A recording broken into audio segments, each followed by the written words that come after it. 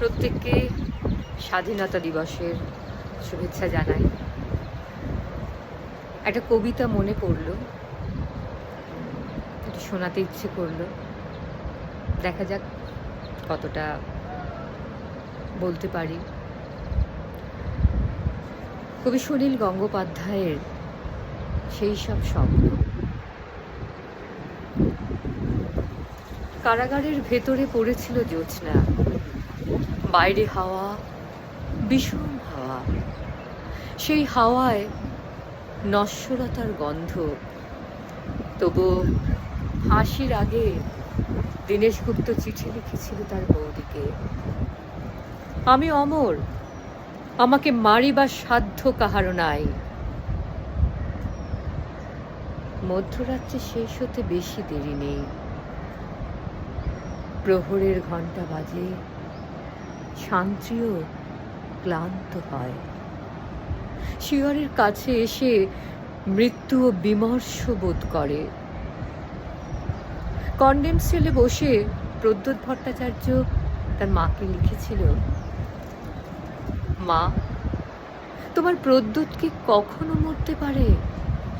আর চারিদিকে চেয়ে দেখো, লক্ষ প্রদ্যোৎ তোমার দিকে চেয়ে হাসছে।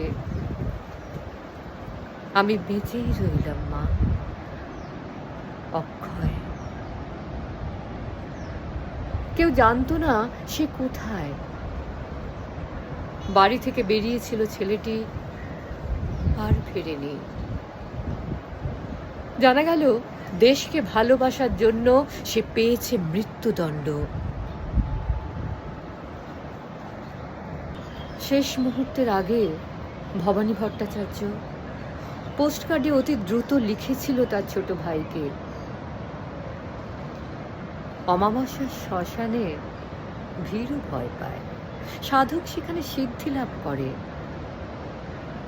আজ আমি বেশি কিছু লিখব না, শুধু ভাবব মৃত্যু কত সুন্দর। লোহার শিকের উপরে হাত, তিনি তাকিয়ে আছেন অন্ধকারের দিকে।